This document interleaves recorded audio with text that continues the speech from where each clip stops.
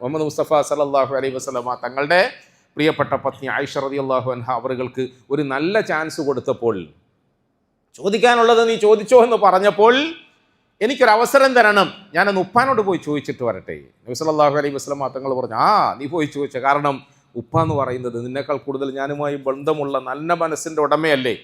ആയിഷ റളിയല്ലാഹു അൻഹ അവറുകൾ പോയി. ആയിഷ ബീവി റളിയല്ലാഹു അൻഹ അവറുകൾ വാപ്പയുടെ അരികിലേക്ക് ഓടിച്ചെന്നപ്പം അദ്ദേഹം ആവേശത്തോടെ എഴുന്നേറ്റ്, എന്താ മോളെ ഈ സമയത്ത് ഓടി വരുന്നത്? കാര്യങ്ങളൊക്കെ പറഞ്ഞപ്പോൾ അബൂബക്കർ സിദ്ദീഖ് റളിയല്ലാഹു അൻഹു അവർക്കും വലിയ സന്തോഷമായി.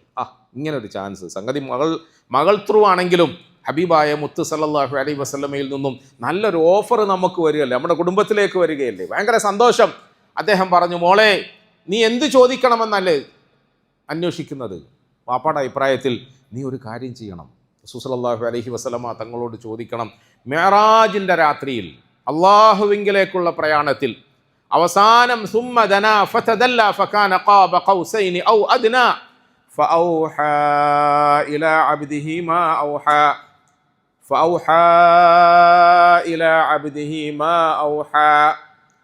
എല്ലാ ആകാശങ്ങളും കടന്ന് അവസാനം അർശിൻ്റെ അരികിലെത്തി അള്ളാഹുവിൻ്റെ സന്നിധാനത്തിൽ നേർക്ക് നേരെ അള്ളാഹുവുമായി സംസാരിച്ചപ്പോൾ സുമ്മ ദനാ ഫതദല്ല ഫകാന ഖാബ ഖൗസൈനി ഔ അദ്നാ, അമ്പും വില്ലും തമ്മിൽ എപ്രകാരം ചേരും അതിനേക്കാളും അടുത്ത് ഞെരുങ്ങിയിരുന്നപ്പോൾ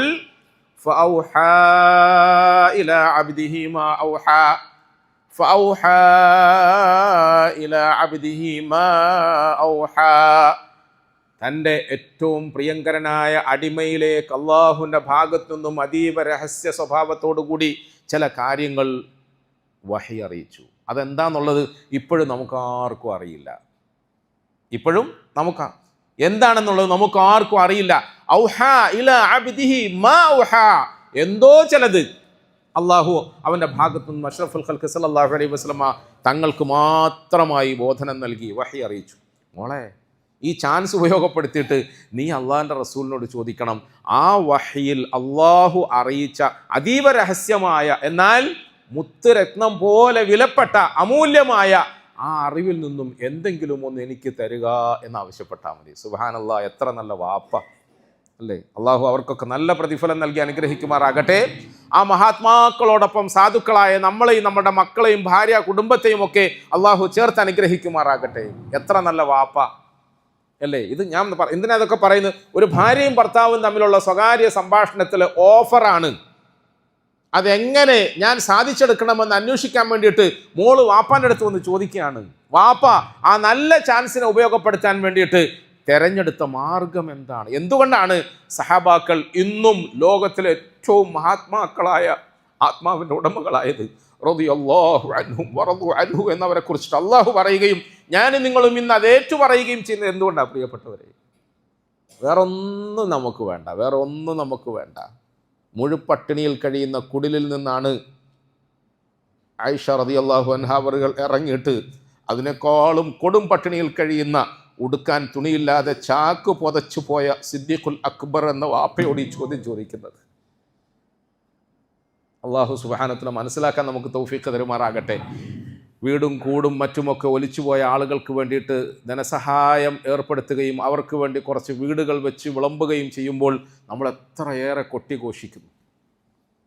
താൻ സമ്പാദിച്ചുണ്ടാക്കിയ മുഴുവൻ സമ്പാദ്യം മക്കയിലെ പ്രമുഖനായ ഒരു വ്യവസായി പ്രമുഖനായിരുന്ന അബൂബക്കർ സിദ്ദീഖ് എന്ന മഹാനായ കച്ചവടക്കാരൻ തൻ്റെ മുഴുവൻ സമ്പത്തിനെയും ഈ റസൂൽ സല്ലല്ലാഹു അലൈഹി വസല്ലമയുടെ മേൽ ചെലവഴിച്ചതിൻ്റെ പേരിൽ ഒരു മനോവേദനയുമില്ലാതെ അവസാനം വീട്ടിൽ കൊടും പട്ടിണിയാണ്. ഉടുക്കാൻ ഉടുതുണിക്ക് മറുതുണിയില്ല നമ്മൾ പറയുന്നില്ലേ?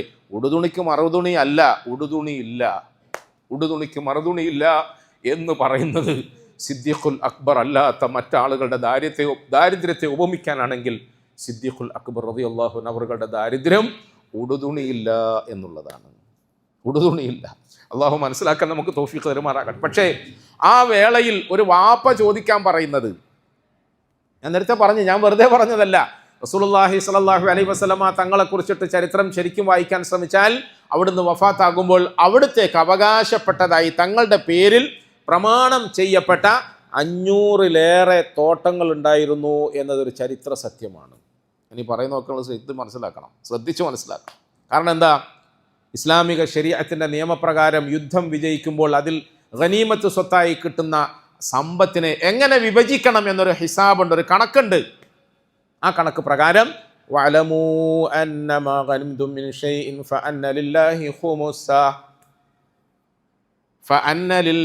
ഖുമുസ. നമ്മുടെ പ്രസംഗത്തിൽ നമ്മളിങ്ങനെ പലതും പറഞ്ഞു പോകുന്നുണ്ടല്ലേ. സാമ്പത്തിക ശാസ്ത്രവും പറയുന്നുണ്ട്, ദാമ്പത്യ ശാസ്ത്രവും പറയുന്നുണ്ട്. ഇതെല്ലാം മനസ്സിലാക്കണം, അമൽ ചെയ്യണം. അള്ളാഹു മനസ്സിലാക്കാൻ നമുക്ക് തൗഫീഖ് തരുമാറാകട്ടെ.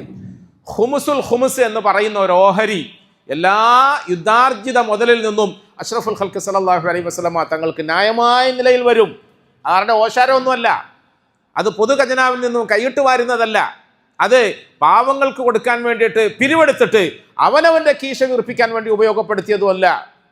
അത് ന്യായമായ നിലയിൽ അള്ളാഹു അനുവദിക്കുകയും ഇസ്ലാമിക ശരീഅത്തിന്റെ സമ്പൽഘടന എഴുതി വെക്കുകയും ചെയ്ത പൊതു നിയമമാണ് ഖുമുസുൽ ഖുമുസ്. അങ്ങനെ ന്യായമായ നിലയിൽ അഷ്റഫുൽ ഖൽഖ് സല്ലല്ലാഹു അലൈഹി വസല്ലമ തങ്ങളുടെ മേൽ പ്രമാണം ചെയ്യപ്പെട്ട ആധാരം ഡോക്യുമെന്റേഷൻ നടന്നിട്ടുള്ള 500-ലേറെ തോട്ടങ്ങളുണ്ടായിരുന്നു.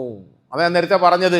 എന്നാൽ പിന്നെ മോളെ ഐഷ, ഈ ചാൻസ് ഉപയോഗപ്പെടുത്തിക്കൊണ്ട് 500 വേണ്ട, 5 ഏക്കറോ 10 ഏക്കർ, 500 തോന്നുന്നത് ഓരോന്നും 5 ഏക്കറും 10 ഏക്കറോ 50 ഏക്കറോ ഒക്കെ ഉള്ള തോട്ടങ്ങളാണ്. തമാശയും കളിയൊന്നും അല്ലേ.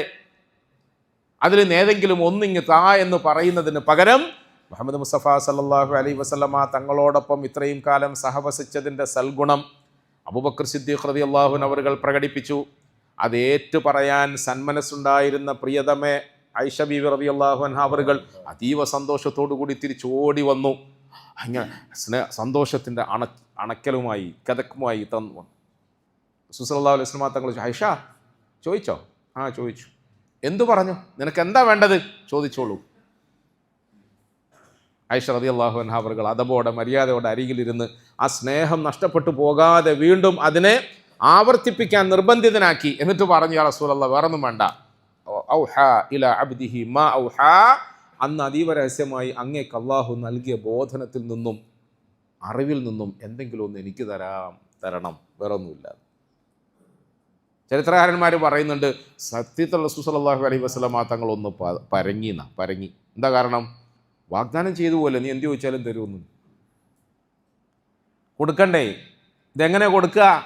സാധാരണഗതിയിൽ ഒരു ഭാര്യ പ്രതീക്ഷിക്കുന്ന മറ്റു പലതും കൊടുക്കാൻ ഞാൻ സന്നദ്ധനാണ്, ഇതെങ്ങനെ കൊടുക്കുക? പക്ഷെ പറയാതിരിക്കാൻ നിർവാഹമില്ല. പ്രിയപ്പെട്ടവരെ, ഇനി ഈ ഗിഫ്റ്റ്, ഈ സമ്മാനം, ഈ സർപ്രൈസ് അത് ഐഷ ബീവിക്കുള്ളതല്ല, ഈ ഇരിക്കുന്ന നമുക്കെല്ലാവർക്കും കൂടിയുള്ളതാണ് എന്ന് പ്രസംഗിക്കാനാണ് ഇത്രയും വിശദമായി നമ്മൾ കാര്യങ്ങളൊക്കെ പറഞ്ഞു. എന്താന്ന് റസൂലുള്ളാഹി സ്വല്ലല്ലാഹു അലൈഹി വസല്ലം തങ്ങൾ പറഞ്ഞത്? ഐഷ, ഞാൻ നിന്നോട് വാക്ക് പറഞ്ഞതിൻ്റെ പേരിൽ അത് പാലിക്കാതിരിക്കാൻ നിർവാഹമില്ല.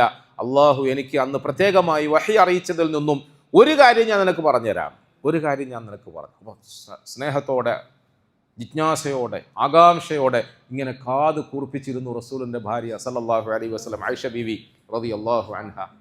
നബി സല്ലല്ലാഹു അലൈഹി വസല്ലമ തങ്ങൾ പറഞ്ഞു, ഐഷ, അതിൽ ഒരു കാര്യം, ഏതെങ്കിലും ഒരു മനുഷ്യൻ മറ്റൊരു മനുഷ്യൻ്റെ മനസ്സിനെ സന്തോഷിപ്പിച്ചാൽ അവന് സ്വർഗം ഉറപ്പായും ഞാൻ നൽകുമെന്ന് അല്ലാഹു പറഞ്ഞു. ഏതെങ്കിലും ഒരു മനുഷ്യൻ മറ്റൊരു മനുഷ്യൻ്റെ മനസ്സിനെ സന്തോഷിപ്പിച്ചാൽ അവന് അള്ളാഹു സ്വർഗം നൽകുമെന്ന് അള്ളാഹു എന്നോട് പറഞ്ഞു. വേറെ ഒന്നുമില്ല. അബൂബക്കർ സിദ്ദീഖ് റളിയല്ലാഹു അൻഹു അവർ മോളെ പറഞ്ഞയക്കുമ്പോൾ ഇറങ്ങാൻ നേരത്ത് ഒരു കാര്യം പറഞ്ഞു, മോളെ, സംഗതി നീ പോയി ഇതാവശ്യപ്പെട്ട് അള്ളാഹിൻ്റെ റസൂൽ നിനക്ക് അങ്ങനെ ഒരു കാര്യം പറഞ്ഞു തന്നാൽ വാപ്പാനെ മറക്കരുത്, വേഗം അതിൻ്റെ ഒരു പങ്ക് വാപ്പാക്കും കൂടെ കൊണ്ടു തരണേ. സുബ്ഹാനല്ലാഹ്, വാപ്പാനെ മറക്കരുത്. അങ്ങനെ എങ്ങാനും നിൻ്റെ റസൂൽ നിനക്കൊരു ഇൽമു പറഞ്ഞു തന്നിട്ടുണ്ടെങ്കിൽ ഉപ്പാക്കും കൂടെ പറഞ്ഞു തരണേ, ഉപ്പാനും കൂടെ പറഞ്ഞു തരണേ. പ്രിയപ്പെട്ടവരെ, കിട്ടിയ സന്തോഷത്തിൽ എന്ത് കിട്ടിയതാ? ഞാൻ പറഞ്ഞ തോട്ടമല്ല, പൊന്നല്ല, പണ്ടമല്ല, ഡ്രസ്സല്ല, ഫാൻസി ഉപകരണങ്ങളല്ല. ഈ അറിവ് കിട്ടിയ സന്തോഷത്തിൽ പാഞ്ഞു ഓടി പ്രിയപ്പെട്ട വാപ്പയുടെ അരികിലേക്ക് ചെന്നു. എന്നിട്ട് വാപ്പാനോട് പറഞ്ഞു, കിട്ടി. എന്താ കിട്ടിയത്? ഒരു ഹദീസ്, ഒരു വാക്ക്. എന്താ വാക്ക്? ഏതെങ്കിലും ഒരു മനുഷ്യൻ മറ്റൊരു മനുഷ്യൻ്റെ മനസ്സിനെ സന്തോഷിപ്പിച്ചാൽ അള്ളാഹു അവന് നിർബന്ധമായും സ്വർഗം കൊടുക്കുന്നതാണ്. സിദ്ദീഖുൽ അക്ബറിൻ്റെ മുഖത്ത് ആദ്യം ഒരു പുഞ്ചിരി വിടർന്നു. കാരണം ഇൽമു കിട്ടിയല്ലോ. പെട്ടെന്ന് അദ്ദേഹം വിട്ട് കരഞ്ഞു. ഐഷ റളിയല്ലാഹു അൻഹ അവർ ഞെട്ടിത്തെറിച്ചു പോയി. പടച്ചോനെ, ഇതെന്ത് കഥയാണ്? ബാപ്പാ, ഇത് കരയാനുള്ളതല്ലല്ലോ, സന്തോഷിക്കാനുള്ളതല്ലേ. ഇൽമ് കിട്ടി മാത്രമല്ല, ആരെങ്കിലും മറ്റൊരു മനുഷ്യന്റെ മനസ്സിനെ സന്തോഷിപ്പിച്ചാൽ അവന് സ്വർഗം കൊടുക്കാന്നല്ലേ പറഞ്ഞത്. നമ്മൾ സന്തോഷിക്കല്ലേ വേണ്ടിയത്. പ്രിയപ്പെട്ടവരെ, അബൂബക്കർ സിദ്ദീഖ് റളിയല്ലാഹു അൻഹു അവറുകൾ കരച്ചിൽ അടക്കാൻ കഴിയാതെ ഏങ്ങലടിച്ചുകൊണ്ട് മകളെ ആശ്വസിപ്പിച്ചു പറഞ്ഞു, ആയിഷ, നീ പറഞ്ഞത് ശരിയാണ്, ഇത് സന്തോഷിക്കാനുള്ളതാണ്. പക്ഷെ ആയിഷ, ഇതിൻ്റെ നേരെ വിപരീത അർത്ഥവും കൂടി നമ്മൾ ആലോചിക്കേണ്ടതുണ്ട്. അവിടെയാണ് ഞാൻ കരഞ്ഞു പോയത്. അതെന്താ വാപ്പാ? അത് മറ്റൊന്നുമല്ല, ഏതെങ്കിലും ഒരു മനുഷ്യൻ മറ്റൊരു മനുഷ്യന്റെ മനസ്സിനെ സന്തോഷിപ്പിച്ചാൽ അള്ളാഹു അവനെ നേരെ സ്വർഗത്തിൽ അയക്കും എന്ന് പറഞ്ഞപ്പോൾ, മറുഭാഗത്ത് ഏതെങ്കിലും ഒരു മനുഷ്യൻ മറ്റൊരു മനുഷ്യന്റെ മനസ്സിനെ നൊമ്പരപ്പെടുത്താൻ ശ്രമിച്ചാൽ അവനെ അള്ളാഹു നേരെ നരകത്തിൽ അയക്കുമൊന്നുമില്ലേ? ഞാൻ എൻ്റെ ജീവിതത്തിൽ ആരെയെങ്കിലും വേദനിപ്പിച്ചിട്ടുണ്ടോ, ഞാൻ ആരെയെങ്കിലും വിഷമിപ്പിച്ചിട്ടുണ്ടോ, ദുഃഖിപ്പിച്ചിട്ടുണ്ടോ എന്ന വെപ്രാളത്തിലാണ് ഞാൻ കരഞ്ഞത് എന്ന് അബൂബക്കർ സിദ്ദീഖ് റളിയല്ലാഹു അൻഹു അവர்கள் പറഞ്ഞു. പ്രിയപ്പെട്ടവരെ, നമ്മളൊന്ന് ആലോചിക്കേണ്ടത്, ഏതെങ്കിലും ഒരു മനുഷ്യൻ മറ്റൊരു മനുഷ്യൻ്റെ മനസ്സിനെ നൊമ്പരപ്പെടുത്തിയാൽ അവന് നരകം ലഭിക്കാനിടയുണ്ട്, സന്തോഷിപ്പിച്ചാൽ അവന് സ്വർഗം ലഭിക്കാനിടയുണ്ട്. നമ്മൾ ഈ വേദനിപ്പിക്കുന്നത്, നൊമ്പരപ്പെടുത്തുന്നത് നമ്മളോടൊപ്പം രാവും പകലും ഒന്നിച്ചുണ്ണുകയും ഉറങ്ങുകയും ചെയ്യുന്ന പ്രിയപ്പെട്ടവളെ ആണെങ്കിൽ എന്ത് സംഭവിക്കും എന്ന് പറയാനാണ് ഇത്രയും വിശദമായി ഞാൻ പറഞ്ഞത്. എന്നെ വിശ്വസിച്ച് എന്നോടൊപ്പം ഇറങ്ങി വന്ന് എനിക്ക് വേണ്ടി അവളുടേതെല്ലാം സമർപ്പിച്ചു. എൻ്റെ മക്കളെ അവളുടെ വയറ്റിൽ കൊണ്ടു നടന്നു.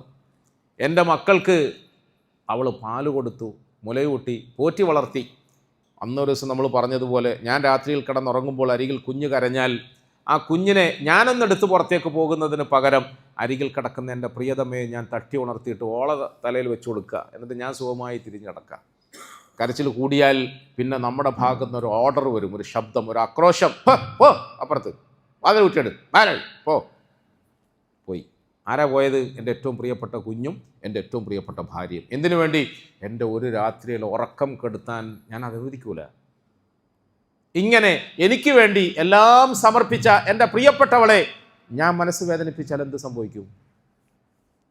പ്രസംഗം കേൾക്കാൻ ഭയങ്കര എളുപ്പമാണ്, ഹദീസ് പറയാൻ ഭയങ്കര എളുപ്പമാണ്. നമ്മൾ ഹദീസും ആയത്തും ഖുർആനും പ്രസംഗവും ഒക്കെ കേൾക്കുന്നത് സ്വർഗവും നരകവും ഒക്കെ മുമ്പിൽ കണ്ടുകൊണ്ടാണ്, പ്രതിഫലവും കൂലിയും ഒക്കെ മുമ്പിൽ കണ്ടുകൊണ്ടാണ്. പ്രിയപ്പെട്ടവരെ, അതിനുവേണ്ടി മാത്രമല്ല ഈ ഹദീസൊക്കെ നമ്മളെ പഠിപ്പിച്ചത്. നമ്മളുടെ ജീവിതത്തിൽ നമ്മൾ ഇന്നലെ പറഞ്ഞതുപോലെ നമ്മളുടെ കുടുംബത്തിൽ നമുക്ക് സ്വർഗം പണിയാൻ കഴിയണം, നമ്മുടെ ബെഡ്റൂമിൽ നമുക്ക് സ്വർഗം പണിയാൻ കഴിയണം, നമ്മുടെ കിടക്കയിൽ നമുക്ക് സ്വർഗം പണിയാൻ കഴിയണം. അതിന് നമ്മൾ എന്ത് വേണം? അതിന് പരസ്പരമുള്ള പെരുമാറ്റത്തിൽ പടച്ചവനെ പേടിക്കണം. അങ്ങനെ പറഞ്ഞാൽ മതി, അതാ നല്ലത്. പരസ്പരമുള്ള പെരുമാറ്റത്തിൽ പടച്ചവനെ പേടിക്കണം. യാ അയ്യുഹല്ലദീന ആമനൂ ഇത്തഖുല്ലാഹ്. എല്ലാ നിക്കാഹിൻ്റെ ഖുത്ബയുടെ തുടക്കത്തിലും നമ്മൾ ഓതി വെക്കുന്ന ഒരു വിശുദ്ധ വാക്യമാണത്, അള്ളാഹുവിൻ്റെ വചനം. യാ അയ്യുഹല്ലദീന ആമനൂ. കല്യാണം കഴിക്കാൻ പോകുന്ന മുസ്ലിമായ ചെറുപ്പക്കാരി, കല്യാണം കഴിപ്പിച്ചു കൊടുക്കുന്ന അവൻ്റെ ഉമ്മ വാപ്പാ, അങ്ങനെയാണല്ലോ അയ്യുഹല്ലദീന ആമനൂ എന്ന് പറഞ്ഞാൽ. ഈ ചെറുക്കൻ്റെ കൂടെ വരാൻ പോകുന്ന പെണ്ണും മാത്രം വിചാരിച്ചാൽ അവരുടെ കുടുംബജീവിതം സുഖകരമായി കൊള്ളണമെന്നില്ല. അവരുടെ കുടുംബജീവിതം സുഖകരമാകുന്ന വിഷയത്തിൽ വാപ്പാക്ക് പങ്കുണ്ട്, ഉമ്മാക്ക് പങ്കുണ്ട്, ഏട്ടന് പങ്കുണ്ട്, അനിയന് പങ്കുണ്ട്, കൂടെ നടക്കുന്നവർക്കൊക്കെ പങ്കുണ്ട്. അവരെല്ലാവരും ഒന്നിച്ച് ചേർന്നാൽ മാത്രമേ ഉള്ളൂ ഒരു കുടുംബം നല്ല നിലയിൽ മുമ്പോട്ട് പോവുകയുള്ളൂ. ഒരു കുടുംബം മുമ്പോട്ട് പോകുന്ന വിഷയത്തിൽ എല്ലാവർക്കും അവരവരുടേതായ പങ്കുകളുണ്ട്. അതുകൊണ്ട് യാ അയ്യുഹല്ലദീന ആമനൂ, ഹേ സത്യവിശ്വാസികളെ, നിങ്ങൾ വിവാഹിതരാകാൻ പോവുകയാണല്ലോ, ഇവിടെയും നിങ്ങൾ സൂക്ഷിക്കേണ്ടത് ഇത്തഖുല്ലാഹ്. നിങ്ങൾ അള്ളാഹുവിനെ ഭയപ്പെടണേ, അള്ളാഹുവിനെ സൂക്ഷിക്കണേ.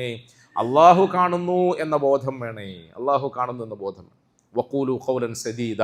ആ ബോധത്തോടു കൂടിയുള്ള നിങ്ങളുടെ പെരുമാറ്റത്തിൽ പരസ്പരം നിങ്ങൾ നല്ല വർത്തമാനം പറയണേ എന്നാണ്. പരസ്പരം നിങ്ങൾ നല്ല വർത്തമാനം പറയണേ. വർത്തമാനത്തിൻ്റെ മൂർച്ച കൊണ്ട് പ്രിയപ്പെട്ടവളുടെ മനസ്സിനെ വ്രണപ്പെടുത്തിയാൽ, നമ്മൾ ഇന്നലെയൊക്കെ പറഞ്ഞില്ലേ, ആ വ്രണം ഉണങ്ങാൻ വലിയ പ്രയാസമാണ്. പ്രിയപ്പെട്ടവർ, വാക്കുകൾക്ക് വലിയ ശക്തിയുണ്ട്, അത് സൂക്ഷിക്കണം. വഖൂലു ഖൗലൻ സദീദ. അങ്ങനെ ആയാൽ യുസ്ലിഹ് ലക്കും അഅമാലക്കും വയഗ്ഫിർ ലക്കും ദുനൂബക്കും. നിങ്ങളുടെ മറ്റ് കാര്യങ്ങൾ, ബാക്കിയുള്ള പ്രവർത്തനങ്ങളൊക്കെ അള്ളാഹു നേരെയാക്കി തരും, അള്ളാഹു ശരിയാക്കി തരും. ഇങ്ങനെ ഞാൻ പറയുന്നതിൻ്റെ വഴിയിലേക്ക് നിങ്ങൾ വന്നാൽ മതി, ആ ട്രാക്കിലേക്ക് നിങ്ങൾ വന്നാൽ മതി, ബാക്കി അള്ളാഹു നിങ്ങൾക്ക് നേരെയാക്കി തരും. എന്തെങ്കിലുമൊക്കെ ചെറിയ ചെറിയ അബദ്ധങ്ങളോ വീഴ്ചകളോ ഒക്കെ ഉണ്ടെങ്കിൽ അതൊക്കെ അള്ളാഹു മാപ്പാക്കി യഗ്ഫിറുലക്കും ദുനൂബക്കും മാപ്പാക്കി തരും. ചെറിയ ചെറിയ അബദ്ധങ്ങൾ, മനുഷ്യനല്ലേ, നമ്മളിപ്പം എത്ര വലിയ ഔലിയ എന്ന് പറഞ്ഞാലും ഞാൻ മനുഷ്യൻ തന്നെയല്ലേ, എനിക്ക് ദേഷ്യമുണ്ട്, കോപമുണ്ട്, വികാരമുണ്ട്, വിചാരമുണ്ട്, ചിലപ്പോൾ അറിവുകേടുണ്ട്, അജ്ഞതയുണ്ട്. ഇതിൻ്റെ ഒക്കെ അടിസ്ഥാനത്തിൽ ചിലപ്പം എൻ്റെ ജീവിതത്തിൽ പെരുമാറ്റത്തിൽ സ്വഭാവ ദൂഷ്യങ്ങളുണ്ടാകാം. അത് അള്ളാഹു മാപ്പാക്കി തരും. യഗ്ഫിറുലക്കും ദുനൂബക്കും, അള്ളാഹു മാപ്പാക്കി തരും. വമൻ യുതിഇല്ലാഹ വറസൂലഹു ഫഖദ് ഫാസ ഫൗസൻ അദീമാ. വമൻ യുതിഇല്ലാഹ വറസൂലഹു, ഈ പറഞ്ഞ അടിസ്ഥാനത്തിൽ അള്ളാഹുവിനെ അനുസരിച്ചുകൊണ്ട്, അവൻ്റെ റസൂൽ സല്ലല്ലാഹു അലൈഹി വസല്ലമ തങ്ങളെ അനുസരിച്ചുകൊണ്ട് കൃത്യമായ നിലയിൽ ആരെങ്കിലും ജീവിച്ചാൽ അവൻ വലിയ വിജയം വരിച്ചിരിക്കുന്നു. ഫഖദ് ഫാസ ഫൗസൻ, വലിയ വിജയം വരിച്ചിരിക്കുന്നു എന്ന് പറഞ്ഞാൽ എന്താ അർത്ഥം? ഫഖദ് ഫാസ ഫൗസൻ അദീമാ. പ്രിയപ്പെട്ടവരെ, നമ്മളൊന്ന് ആലോചിച്ച് നോക്കി, എല്ലാ ഖുത്ബയിലും നമ്മൾ ഈ ആയത്ത് കേൾക്കാറുണ്ട്. ഇമാം ആദ്യത്തെ ഖുത്ബ നിർവഹിച്ച് നിർത്തി ഇരിക്കാൻ വേണ്ടി പോകുമ്പോഴാണ് ഈ ആയത്ത് പറയുക. ആയത്ത് പറയുമ്പം വമൻ യുതിഇല്ലാഹ വറസൂലഹു ഫഖദ് ഫാസ ഫൗസൻ അദീമാ എന്ന് പറയും. അപ്പോൾ ഇരിക്കുന്ന നമ്മളെല്ലാവരും ബുദ്ധിപരമായ എല്ലാം മനസ്സിലായതിൻ്റെ അടിസ്ഥാനത്തിൽ അല്ലാഹുമ്മ സല്ലി അലാ സയ്യിദിനാ മുഹമ്മദ് അങ്ങനെയല്ലേ പറയല് സാധാരണ എല്ലാ പള്ളിയിലും?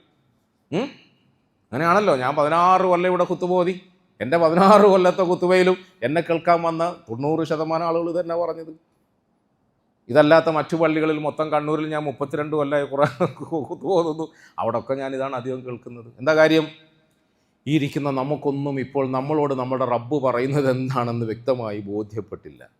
ഫഖദ് ഫാസ ഫൗസൻ അദീമാ എന്ന് പറഞ്ഞ ഉടനെ നമ്മൾ കൈപൊക്കിയിട്ട് അല്ലാഹുമ്മ സല്ലി അലാ. പ്രിയപ്പെട്ടവരെ, ഈ പറഞ്ഞ നിലയിൽ നീ നിൻ്റെ ഭാര്യയോട് പെരുമാറേണ്ടതുപോലെ പെരുമാറുകയും വർത്താനം പറയേണ്ടതുപോലെ വർത്താനം പറയുകയും ആ രംഗത്ത് അള്ളാഹുവും അവൻ്റെ റസൂലും നിനക്ക് പഠിപ്പിച്ച മാതൃകയിൽ നീ ജീവിക്കാൻ ശ്രമിക്കുകയും ചെയ്താൽ നിന്റെ കുടുംബജീവിതം അത്യുന്നതമായ നിലയിൽ വിജയിച്ചു എന്നർത്ഥം വെക്കാം. നിന്റെ കുടുംബജീവിതം